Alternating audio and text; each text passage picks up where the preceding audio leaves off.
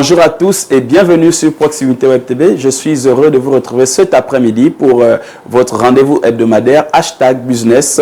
On poursuit cette semaine avec le docteur Patrick Ambé. Bonjour docteur. Bonjour Luc. Et le coach Marcel Menkam.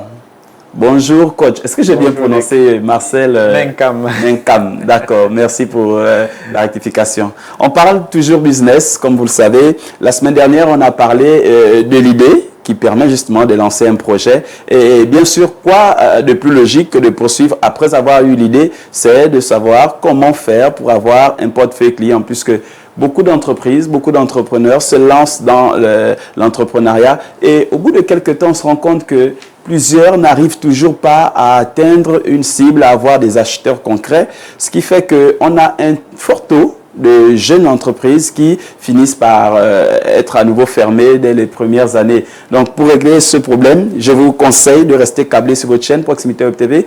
N'oubliez pas de liker, de vous abonner, de commenter et de partager autour de vous. Comment construire et entretenir un portefeuille client? On va commencer par se tourner vers nos invités et se demander c'est quoi, coach, un portefeuille client? Alors moi, avant de dire c'est quoi un portefeuille client, je vais rappeler que 97% des entreprises qui se créent en Afrique, précisément au Gabon, meurent avant d'être nées. Wow, merci pour la stat et l'information. Meurt avant d'être né. Cela signifie que ça meurt de l'idée, ça meurt dans l'idée et ensuite, lorsqu'elle est née, elle est pratiquement morte déjà. Parce que les gens ont lancé un business, ont lancé leur projet, ont commencé leurs entreprises en pensant directement à leurs produits, sans penser à la personne qui va acheter le produit. Alors, le portefeuille client, c'est simplement, comme on a dit, portefeuille. Comme le portefeuille que vous avez physiquement dans lequel vous mettez votre monnaie, c'est ça qui porte votre monnaie. Et pour ce qui concerne ce dont on est en train de parler, c'est la base de données de vos clients. C'est un fichier que vous pouvez avoir, que ce soit dans votre tête. Certains en ont dans leur tête, ils sont vraiment incroyables. D'autres qui en ont dans leur téléphone et certains qui ont dans un calepin ou bien dans un bloc-notes. C'est quelque chose dans lequel vous retrouvez le listing de toutes les personnes qui probablement vont acheter votre produit ou encore qui vont acheter votre produit. D'accord. Merci, coach. Alors, pourquoi les clients ne viennent pas automatiquement? Ça, c'est une question qu'on se pose souvent. On est souvent buté, on veut se lancer dans l'entrepreneuriat, on a fait tout, on a mis les papiers en règle et petit problème, ça ne vient pas seul, les clients. Pourquoi? Pourquoi les clients ne viennent pas? Bonjour à toi qui nous écoute. Premièrement, parce que... Pourquoi ils ne viennent pas automatiquement? Voilà, automatiquement parce que tu ne connais déjà pas ton client et ton client ne te connaît pas. En fait, c'est les deux sens. Parce qu'il y a ceux qui sont en train de chercher les clients, qui a une façon de réfléchir, et il y a ceux qui sont en train de se positionner là où le client va le voir, qui a une deuxième façon de réfléchir, et il y a ceux qui font les deux. Alors, je vais commencer par faire une distinction très importante. C'est important de distinguer une audience et une cible. Une audience, c'est tout le monde qui t'écoute, tout le monde qui a accès à ce que tu proposes. Une cible, c'est la personne qui doit consommer ce que tu proposes. Beaucoup de personnes se disent que parce que beaucoup de personnes voient mon produit, j'ai accès à beaucoup de clients. Non. Tu peux avoir une très grande audience et ta cible n'est même pas parmi. Exemple simple. Imaginons que tu vends un produit qui est ciblé aux femmes ménopausées. Et puis, en salle, tu as 100 personnes et que ces 100 personnes sont des élèves de l'école primaire. Ouais. Tu as une audience de 100 personnes avec 0 personne ciblée. Et quelqu'un d'autre va faire la même chose, mais aura 3 personnes en salle, aura 3 femmes ménopausées et un homme qui est âgé de 70 ans, dont sa femme est probablement ménopausée. Il aura 3 personnes en salle, mais les 3 personnes feront partie de sa cible. Donc, c'est la première étape. Pour connaître ton client, tu dois savoir qui tu cibles. Et je l'ai dit, je le dis toujours, un entrepreneur réfléchit de la fin vers le début et agit du début vers la fin. Donc, ne faites pas comme beaucoup qui partent à l'école pour chercher le travail. Vous imaginez un travail, vous projetez et vous faites la formation pour le réaliser. C'est exactement la même chose pour votre portefeuille.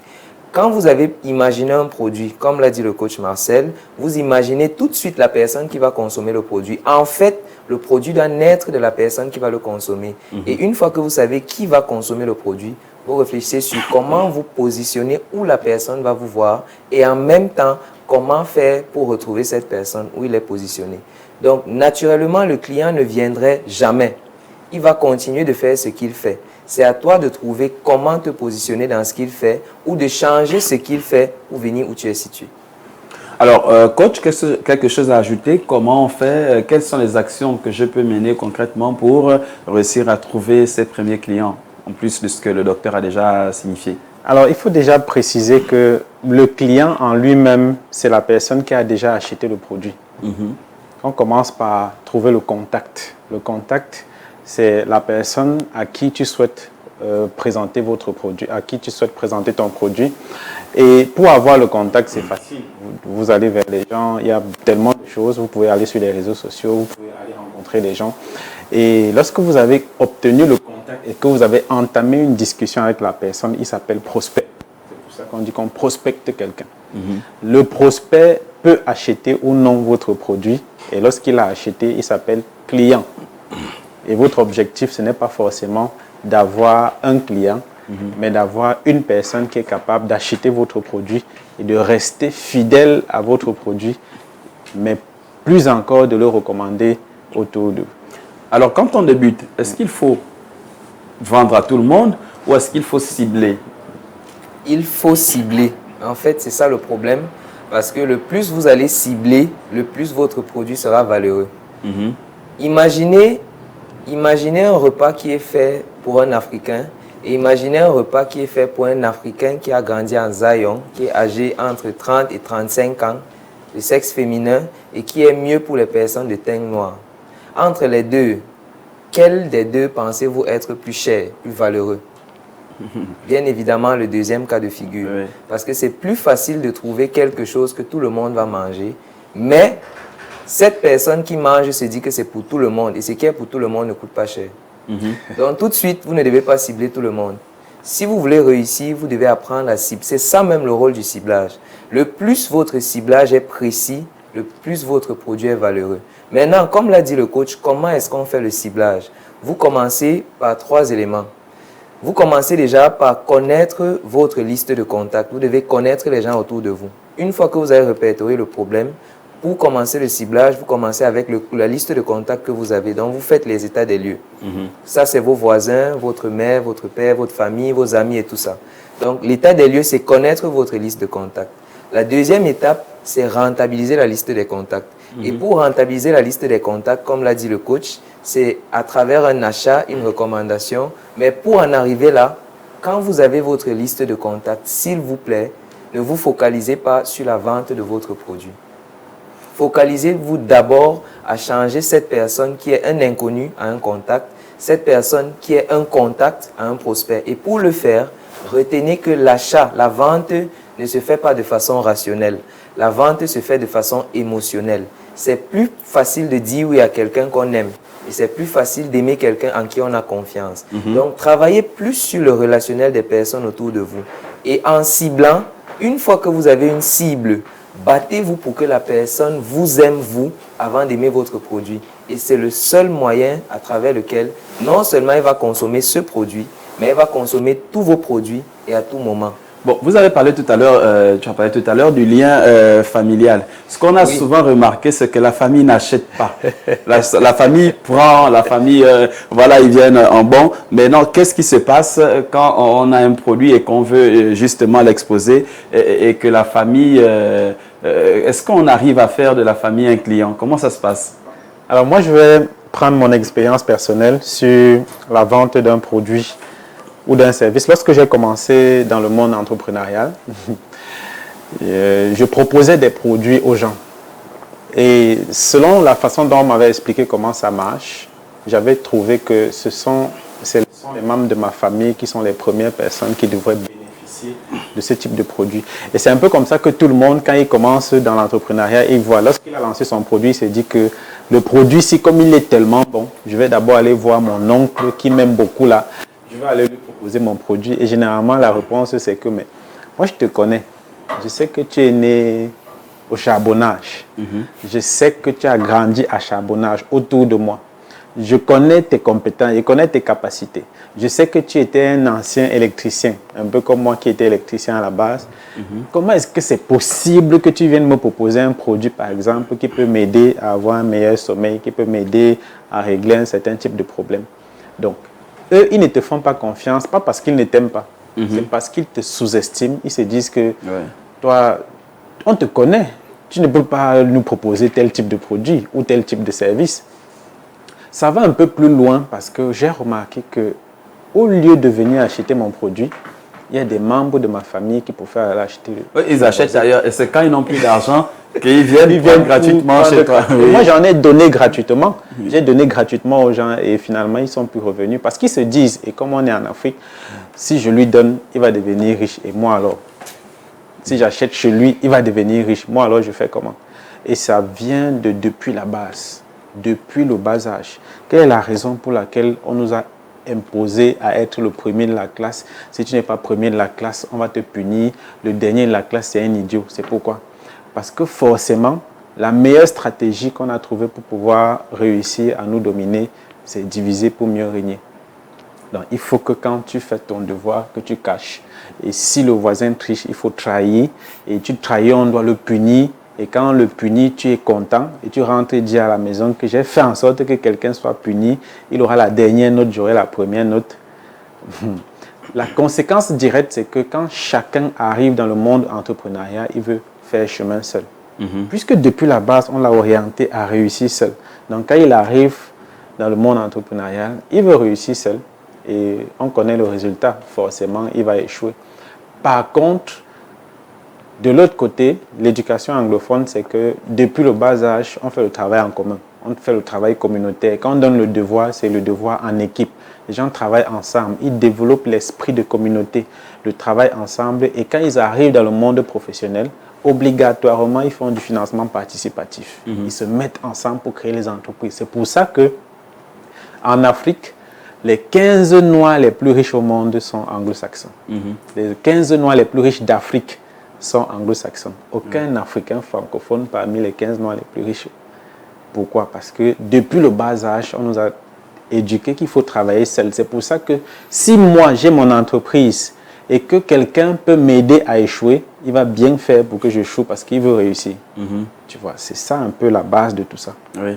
Le docteur parlait tout à l'heure justement du fait qu'il y a des personnes qui cherchent des clients, Oui. mais paradoxalement aussi, les clients cherchent les personnes qui ont ce produit, mais sauf qu'ils ne se trouvent pas. C'est dû à quoi et comment on fait pour casser ça? Parce que autant nous on cherche des clients pour vendre notre produit, on se rend compte que les clients potentiels sont nombreux, mais ils ne viennent pas chez nous. Alors comment on fait ça? Comment est-ce qu'on fait ça? Cette question en fait, c'est l'entreprise du 21e siècle. C'est ça l'entreprise du 21e siècle.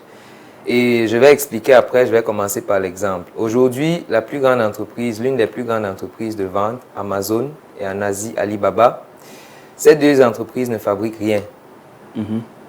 Amazon ne fabrique pas des t-shirts, mais c'est l'une des plateformes à travers laquelle on achète plus de t-shirts.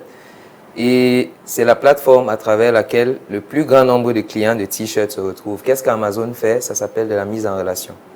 La mise en relation, c'est l'entreprise du 21e siècle parce que nous avons dépassé l'ère de l'industrialisation où le plus riche, c'est celui qui avait l'entreprise. Aujourd'hui, il y a tellement d'entreprises que cette entreprise n'est qu'une question de temps avant qu'une autre ne fabrique la même chose en meilleure qualité, mais à un coût rabaissé. Ça fait que pour créer une entreprise, tu as besoin de beaucoup de capital de départ, mais parce que tu compétis avec une chaîne qui fabrique depuis la production de l'élément primaire jusqu'au produit final, c'est difficile de compétir. Donc l'industrialisation est dépassée, encore plus parce que les grandes usines vont se mettre ensemble pour encore plus diminuer le coût de production et améliorer la qualité. Donc au 21e siècle, ceux qui réussissent, c'est ceux qui font de la mise en relation. Ça veut dire que tu vas simplement faire ce qu'on appelle en anglais le middleman. Tu vas être en contact avec quelqu'un qui a un produit, qui cherche le client, et tu vas être en contact avec un client qui cherche le produit. Et ça, on le fait tous les jours. Assez intéressant parce que combien de fois est-ce que tu as demandé d'avoir un mécanicien de bonne qualité? Combien de fois est-ce que tu as demandé à ton ami, ah, ta coiffure est jolie, où est-ce que tu t'es coiffé? Et elle te dit, ben, va au bas de Guégué, à gauche là, tu traverses la première coiffeuse, c'est la deuxième. Cette recommandation que tu viens de faire, en fait, est payante. Sauf que toi, tu le fais comme l'aide, mais les autres le font pour gagner de l'argent. Et c'est exactement ce qu'on appelle le marketing relationnel. C'est un peu ce que Netflix fait parce qu'au départ, ils ne produisaient pas de films. Exactement. On va amener les films auprès des consommateurs. C'est ce que Netflix fait, c'est ce que Gozem fait, c'est ce qu'on pourrait citer des dizaines et des... C'est ce que Facebook fait, parce que Facebook ne produit pas de mèches, mais tu postes et tu fais une campagne publicitaire payante pour retrouver des gens qui recherchent des mèches. Alors, comment est-ce que tu vas donc faire pour retrouver ton client?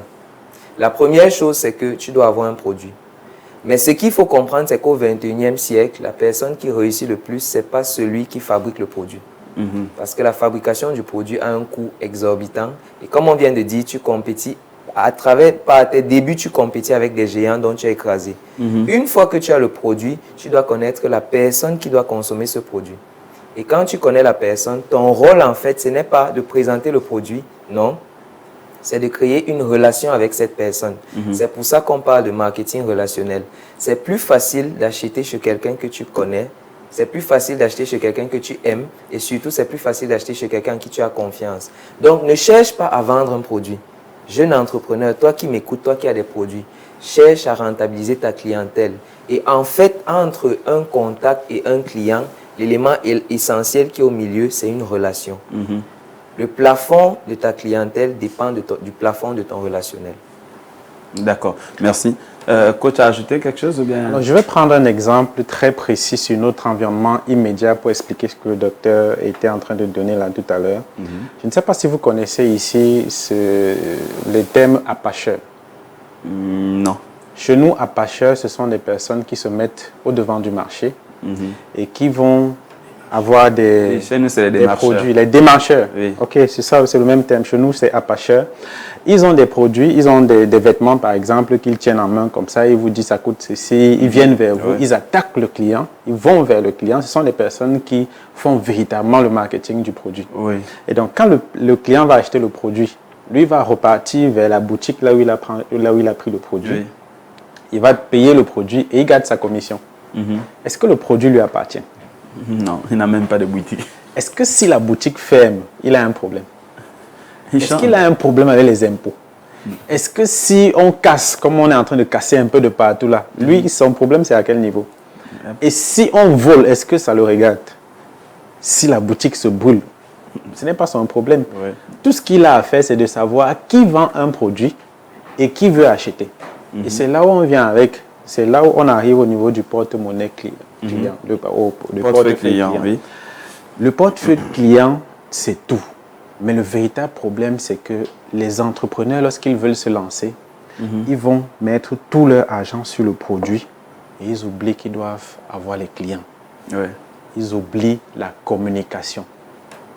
La communication, c'est l'élément central si vous voulez vendre un produit ou un service. Ça veut dire que si j'ai 1 million de francs, je veux fabriquer ceci.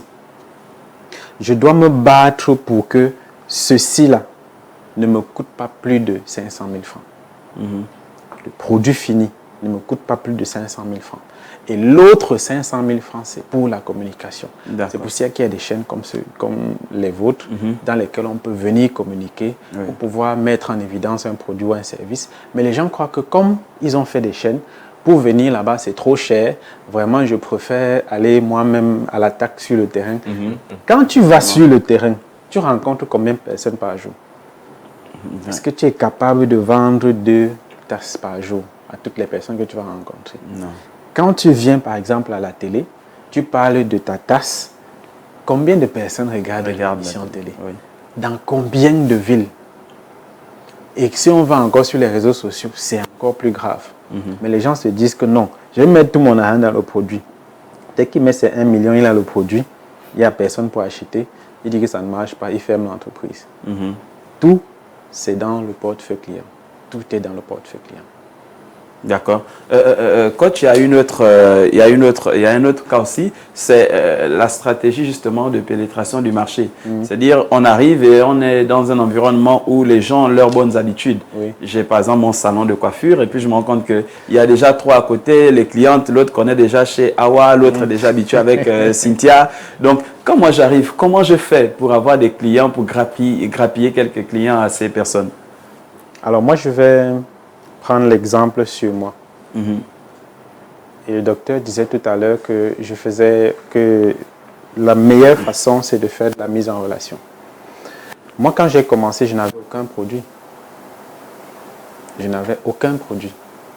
Sauf que je suis rentré dans un marché dans lequel il y avait des gens qui réussissaient déjà très bien leur vie, qui avaient déjà pris des parts de marché que je me demandais, mais est-ce que je vais réussir finalement à trouver la solution à mon problème?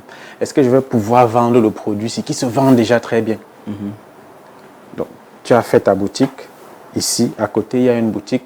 Et généralement, on voit souvent, par exemple, la maman qui va faire de la nourriture. À côté, il y a une autre qui fait de la nourriture, mais ici, il y a plus de rangs.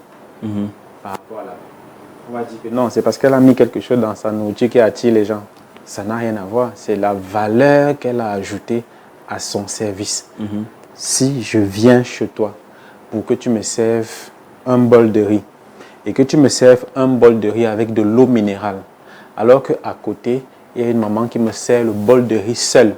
Et quand je suis étouffé, je lui demande de l'eau, elle puise dans un bidon dans lequel elle puise pour tout le monde pour me donner. Il y a une très grosse différence. Ça fait que le jour où je veux aller avoir un bol de riz, je vais où? Évidemment, là où j'ai le meilleur service. Minéral, oui. C'est pour ça que quand tu veux développer ta stratégie pour pouvoir vendre, la première chose, c'est quelle est la valeur que j'ajoute au produit qui est sur le marché, qui est différente de celle que les autres. C'est pour ça qu'il faut étudier le marché, obligatoirement. Donc, lorsque j'ai trouvé ça, moi, par exemple, quand je suis arrivé, je me suis posé la question de savoir comment est-ce que je fais pour toucher plus de personnes que tout le monde. Ouais. Comment est-ce que je fais pour avoir plus de clients que tout le monde ou plus de prospects? Je me suis rendu compte que les gens peinaient beaucoup chaque jour à aller vers les gens. Tu gaspilles en énergie, tu gaspilles en temps, tu gaspilles en transport, en finance et tout. Tu gaspilles pratiquement tout, mais tu n'as pas la taille du client qui va dépasser ton quartier. Et même dans ton quartier, tu ne peux pas toucher 10%. Ouais. Entre-temps, j'ai mon smartphone, j'ai ma connexion Internet, j'ai les réseaux sociaux. Si pendant que tu es en train d'aller sur le terrain avec ton produit vendre, moi je suis assis dans ma chambre et je vais sur les réseaux sociaux vendre, qui aura plus de clients? Celui qui est sur les réseaux. C'est tout. D'accord. Docteur, Oui, je vais ajouter quelque chose là. Alors, il vient de parler de la portée du digital, mais je vais donner une statistique assez intéressante. Suivez-moi. Beaucoup de personnes se disent que dans une journée, on a combien d'heures? 24 heures. C'est faux, parce que dans une journée, un adulte moyen va dormir 6 heures à minima, donc 5 heures la nuit et 1 heure en journée.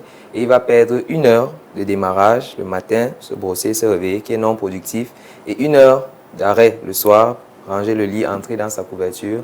Ça veut dire qu'il a perdu déjà au moins 8 à 10 heures, donc il lui reste 12 heures. Il va prendre 1 heure pour aller au travail et 1 heure pour y retourner. Donc, il lui reste environ 10 heures. Et dans ces 10 heures, il va offrir la moitié, environ 6 heures de temps à son patron. Donc, en fait, une journée revient pour quelqu'un qui est très productif, non employé, environ 4 à 5 heures. Maintenant, combien de temps est-ce que vous passez sur votre téléphone? Les données sont dans votre téléphone, vous pouvez les regarder. La moyenne internationale, c'est 3 heures. Ça veut dire que quelqu'un passe 3 quarts de sa journée où? Au téléphone. Sur son téléphone. Donc, c'est possible que tu me connaisses plus que ta femme. C'est possible que tu me vois et tu m'écoutes plus que ta femme. C'est triste, mais malheureusement, le pire, c'est que le temps que tu passes avec elle, tu dors. Donc, si j'explique ça, c'est pour que les gens comprennent la portée. Et je reviens sur quelque chose. Au 21e siècle, je vous défie où vous êtes, peu importe le pays dans lequel vous êtes né. Aujourd'hui, on a la même opportunité. Je parle aujourd'hui comme enfant qui a perdu ses parents à l'âge de 11 ans et qui vit seul depuis. Mais aujourd'hui, au lieu de me lamenter, et je ne dis pas ça pour quelconque pitié, bien évidemment, mais c'est juste pour vous dire de là où on va. Mais on se rend compte que, en s'appuyant sur les véritables forces du 21e siècle, c'est possible que tu deviennes un ami à quelqu'un pour qui tu étais un inconnu dans un pays où tu ne vas jamais arriver. Ça veut dire qu'il y a des personnes qui me suivent et qui m'écoutent plus que leur père. Une fois que je comprends ça, ça veut dire que c'est possible d'établir une relation avec quelqu'un. La relation, c'est une connexion. Et pour établir cette connexion, la relation est toujours émotionnelle, exactement comme la vente. On n'achète pas quelque chose parce qu'on en a besoin. La preuve, c'est que les femmes ont beaucoup de talons dans leur penderie qu'elles ne portent jamais. Mais parce qu'elles passaient et elles voient c'est bien affiché, elles voient une soirée où elle a porté ses talons, elle n'a pas besoin, elle ne fera pas cette soirée. Mais la connexion émotionnelle fait qu'elle achète ça. Donc, une fois que j'ai compris que le processus d'établir une relation et le processus de vente sont connectés par quelque chose de commun qui s'appelle la relation, et c'est possible d'établir une relation solide à travers le digital, et c'est possible d'avoir une relation de portée supérieure à tout le monde que la personne connaît sur le digital. Attention, on doit prendre cette histoire très au sérieux. Si vous ne consommez, si vous ne rentabilisez pas le digital, vous le consommez. Et tout le monde qui ne vend pas achète. Donc, est-ce que le digital, vous le consommez ou vous le rentabilisez? Maintenant, laissons le cas du digital. Je ne vais pas entrer dans les statistiques que le coach Marcel a données. C'est possible de toucher 1000 personnes à la seconde par le digital. Et toi qui rencontres les gens tous les jours, on va aller terre à terre. Le portefeuille client intervient où? Par exemple, il y a ce qu'on appelle l'éducation financière. Dans les stratégies de marketing, les personnes autour de vous, qu'on va appeler les personnes de type A, ça, ce sont les personnes vers qui vous demandez conseil. Par exemple, ça sera le chef de famille, ça sera ton père, ça sera la personne qui a financé tes études, ça sera ton oncle le riche. Toutes ces personnes vers qui tu demandes conseil, ce sont souvent les personnes très riches.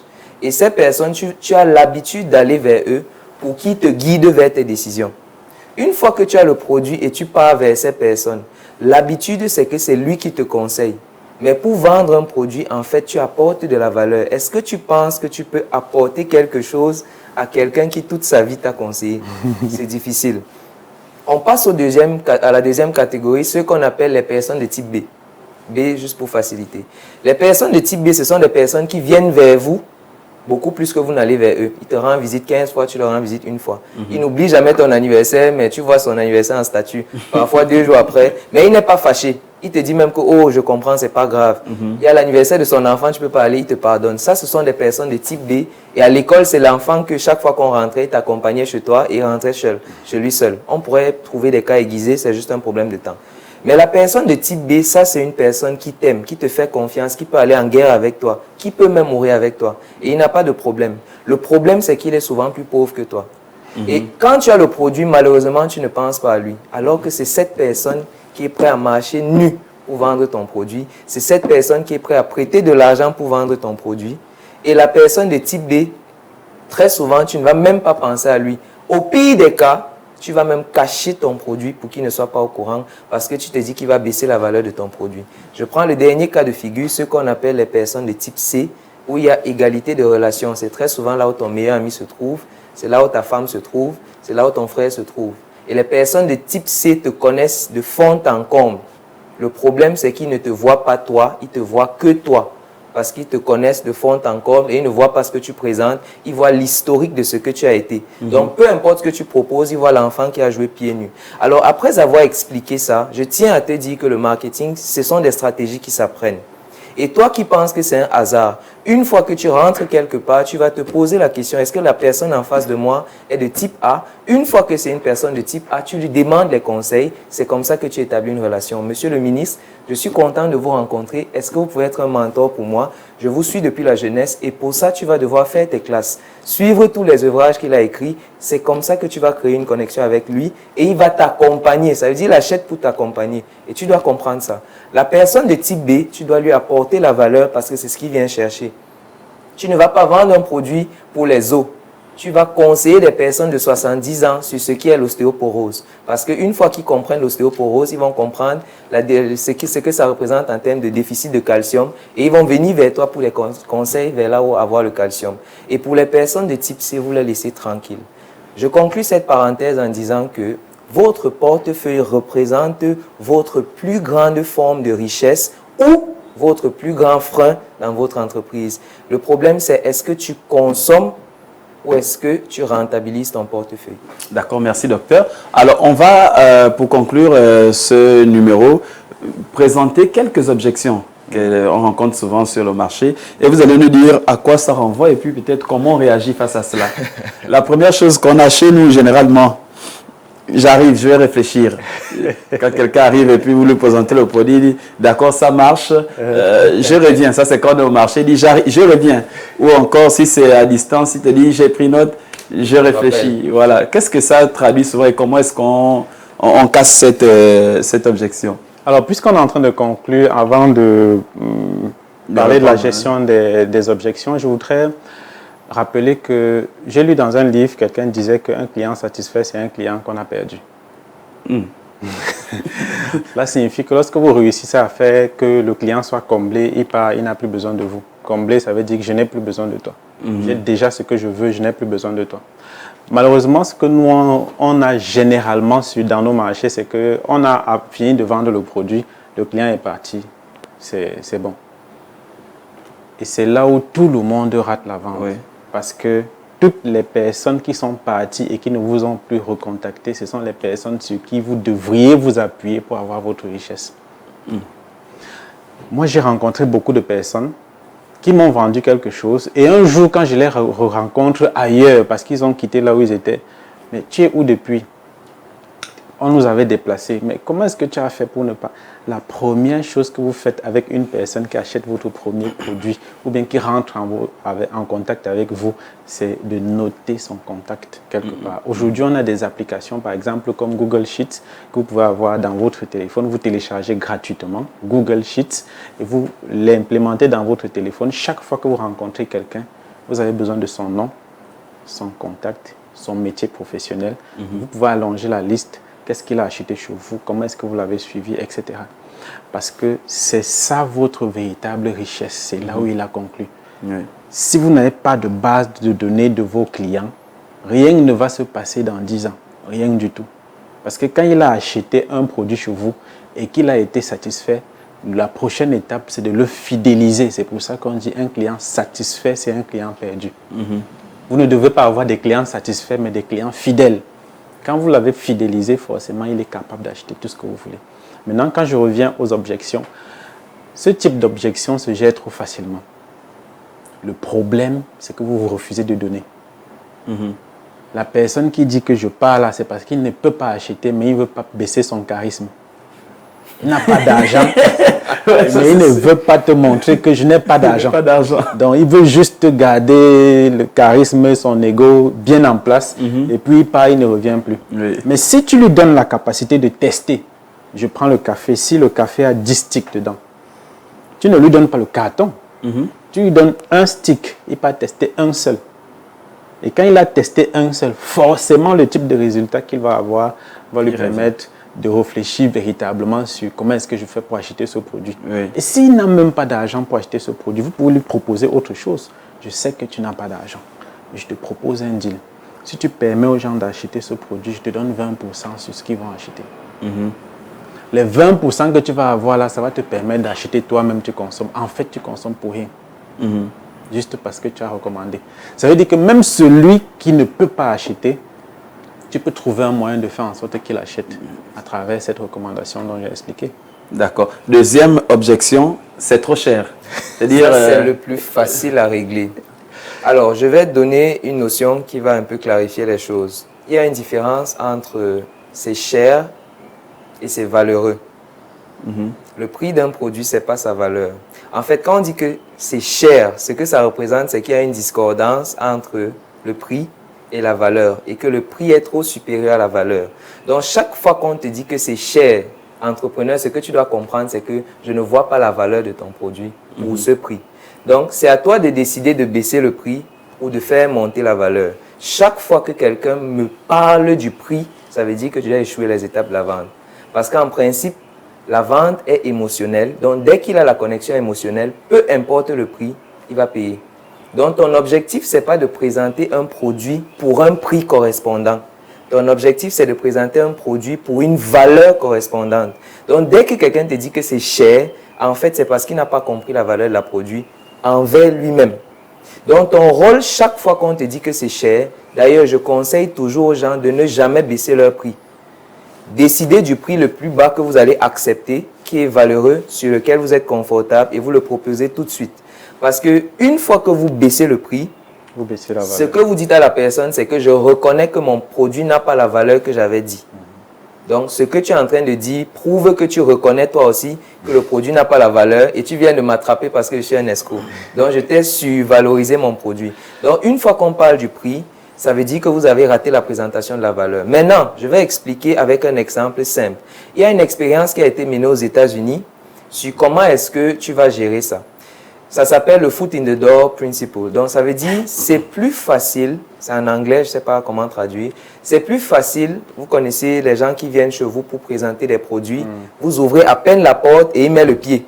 Une fois qu'il a mis le pied entre la porte et le cadre, vous ne pouvez pas fermer, vous êtes obligé d'ouvrir.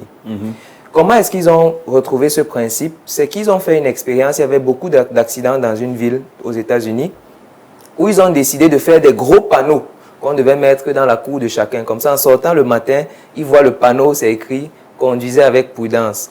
Et là, ça va le sensibiliser et au cours de toute la route, il va les voir. Donc, beaucoup de personnes n'étaient pas à l'aise parce que ce panneau, il est gros et il est laid à voir.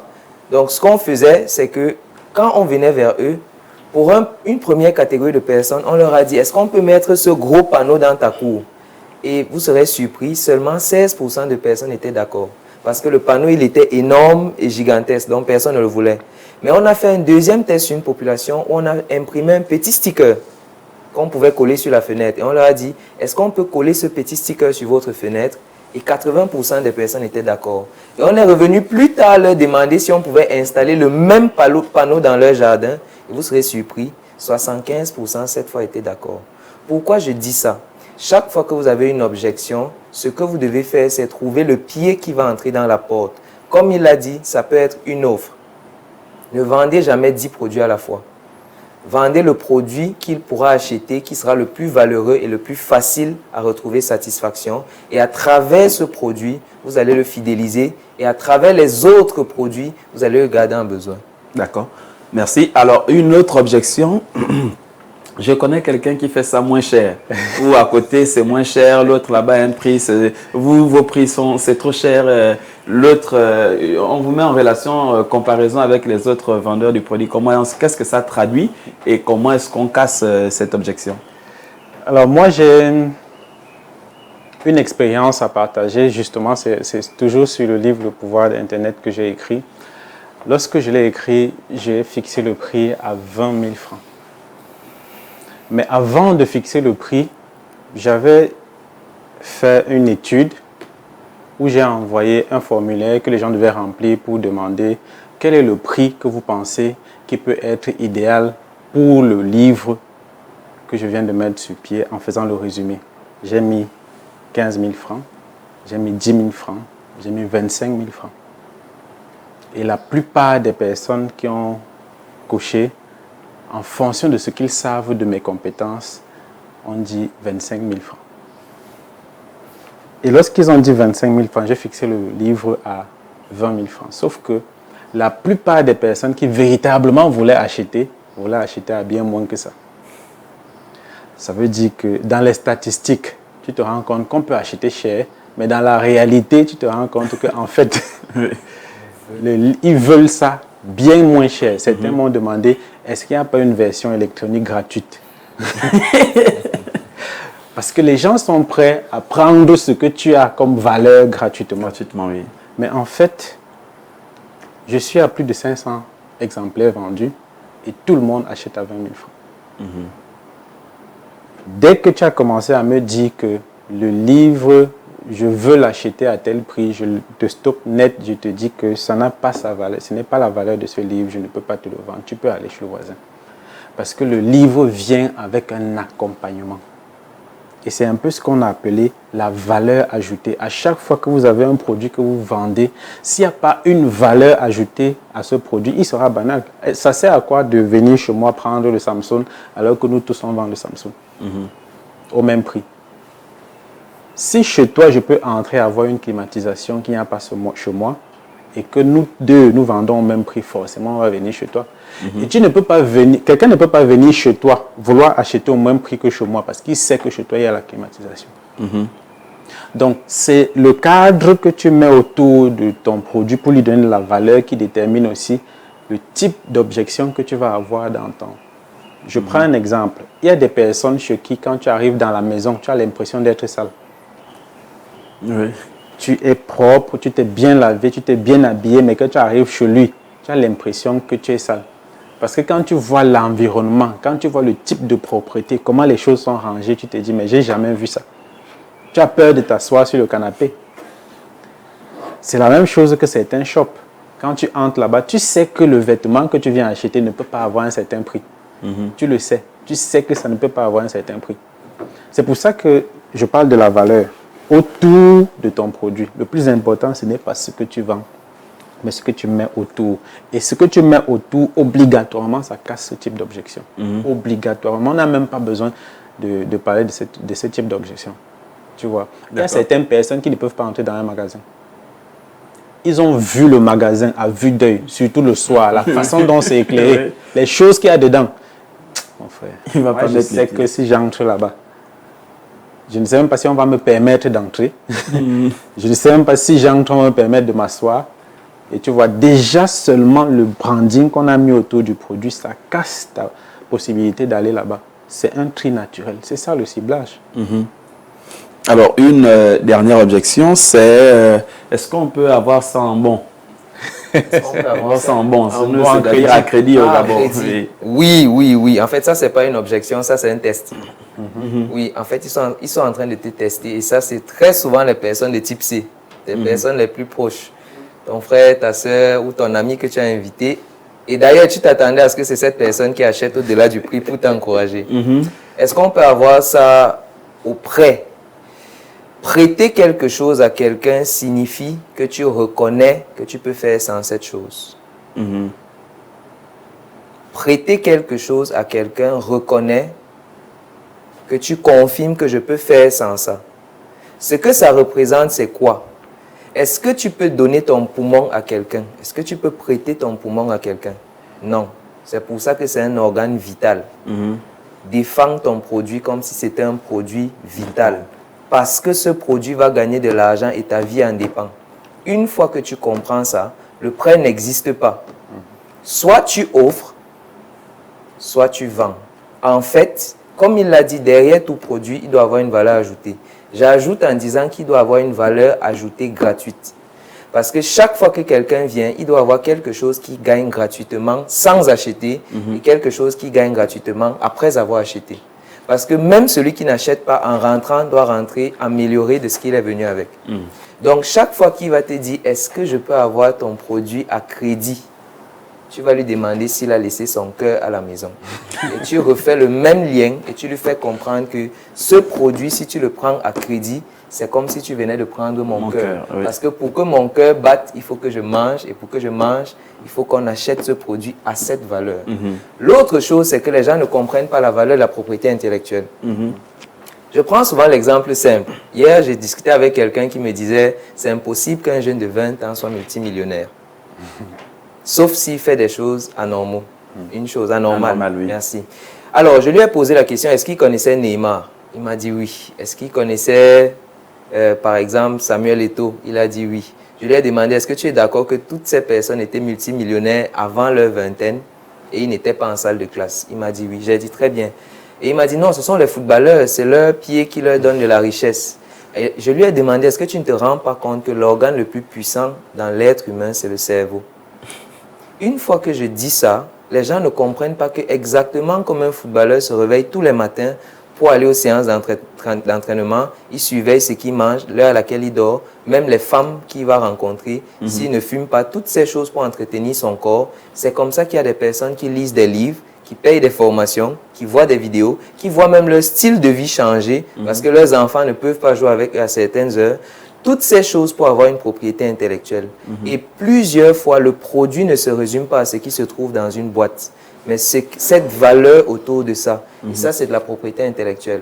Donc, le rôle, en fait, de ta vente, ce n'est pas présenter un produit, c'est présenter la valeur de et autour du produit. Donc, chaque fois que quelqu'un te demande de prêter, ça revient à la même chose. Il n'a pas compris la valeur de ton produit. D'accord. Merci, docteur Patrick Ambé, et au coach Marcel Menkam.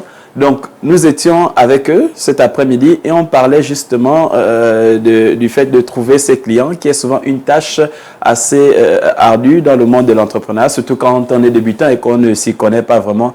Grâce à eux, on espère, vous avez pu avoir des stratégies et on espère les avoir aussi prochainement encore pour d'autres numéros. Merci et à très bientôt sur Proximité Web TV. Ciao, ciao. Bye. Bye bye.